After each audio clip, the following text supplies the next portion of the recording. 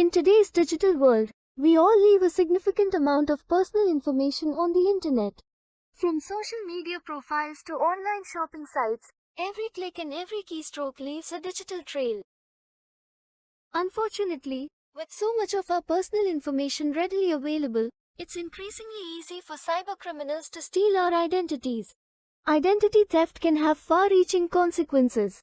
While financial loss or a ruined credit score can take years to recover from, a damaged reputation can impact heavily. So, how can you protect yourself online? Take note of these 5 tips. 1. Use strong, unique passwords. 2. Be wary of phishing scams. 3. Keep your software and security systems up to date. 4. Be careful what you share online. 5. Use a VPN when accessing public Wi-Fi. By following these simple steps, you can significantly reduce your risk of becoming a victim of identity theft.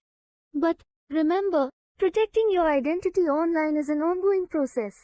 Stay vigilant and always be mindful of the information you share. Protect your identity online. Stay safe in the digital world.